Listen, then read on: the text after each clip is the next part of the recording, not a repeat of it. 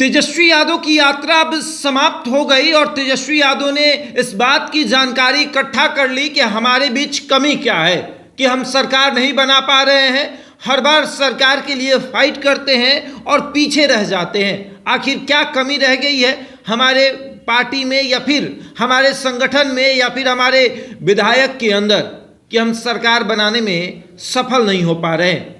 तो अब तेजस्वी यादव ने कार्यकर्ता दर्शन यात्रा शुरू की कि कार्यकर्ताओं के मन की बात अगर जानेंगे तो 2025 के विधानसभा चुनाव में बहुत ही आसानी होगी। चुनाव हम जीत भी सकते हैं अगर कार्यकर्ताओं की बात मानेंगे।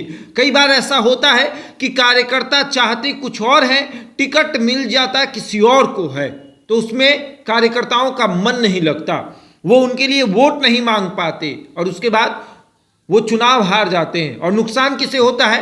नुकसान होता है तेजस्वी यादव को, क्योंकि वो मुख्यमंत्री की कुर्सी तक नहीं पहुंच पाते। कभी उप मुख्यमंत्री की कुर्सी पर बैठकर रह जाते तो कभी उप मुख्यमंत्री के बाद सीधे नेता प्रतिपक्ष की कुर्सी पर बैठ जाते। मुख्यमंत्री की कुर्सी तक वो पहुंच ही नहीं पाते हैं और इसलिए तेजस्वी यादव की ये यात्रा जरूरी थी। तेजस्वी यादव ने यात्रा तो कर लिया, कार्यकर्ताओं के मन की बात को वो समझ गए कि आखिर गलती कहाँ हो रही है। समझना तो पड़ेगा कि गलती कहाँ हो रही है। 2015 में जब नीतीश कुमार के साथ चुनाव लड़े तो सीधे 22 से 80 पर चले गए और फिर उनके साथ चुनाव ना लड़े तो 80 से घट गए, नीचे हो गए, 2 सीट हमारा घट गया और फिर आने वाले समय में काफ़ी नुकसान होगा। तो इसलिए मेहनत तो करना पड़ेगा, काम करना पड़ेगा, कार्यकर्ताओं की बात को सुनना पड़ेगा। अभी बिहार में हाल में ही उपचुनाव हुआ 4 सीटों पर, जिसमें राजद को 3 सीटों पर नुकसान हुआ। 3 सीटों में से 2 सीट राजद का गढ़ था, वो गढ़ राजद से छिन गया।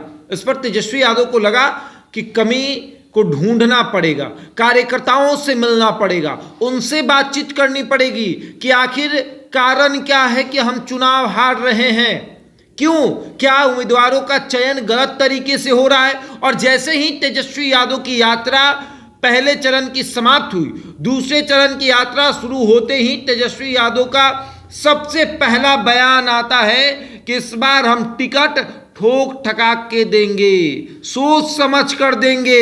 यानी कि तेजस्वी यादव समझ गए कि हमारे उम्मीदवारों में, हमारे प्रत्याशियों में दिक्कत है। हम जिन्हें टिकट देते हैं हमारे कार्यकर्ता को वो लोग भाव नहीं देते, और अगर भाव नहीं देंगे तो फिर उन्हें टिकट देने से कोई फायदा नहीं, नुकसान होगा, चुनाव हार जाएंगे और फिर हमें नुकसान सहना पड़ेगा। मुख्यमंत्री की कुर्सी पर हम बैठ नहीं पाएंगे और इसको लेकर काफ़ी चर्चा हुई। और अब तेजस्वी यादव अपने वरिष्ठ नेताओं के साथ बैठकर बातचीत कर रहे हैं। तेजस्वी यादव की यात्रा समाप्त होने के बाद वो अपने पिता के साथ बैठकर बातचीत कर रहे हैं कि देखिए दिक्कत यहाँ हो रही है कि हम टिकट गलत तरीके से दे रहे हैं, हम गलत लोगों को टिकट दे रहे हैं। हम टिकट तो दे रहे हैं ये सोच कर कि वो चुनाव जीतेंगे, लेकिन वो चुनाव जीत नहीं पाते हैं। कई कारण ऐसा होता है कि किसी और के टिकट देने से कोई और भी चुनाव हार जाता है। याद होगा लोकसभा का चुनाव, एक भारतीय जनता पार्टी का निर्णय बड़े बड़े धुरंधरों को चुनाव हरा दिया।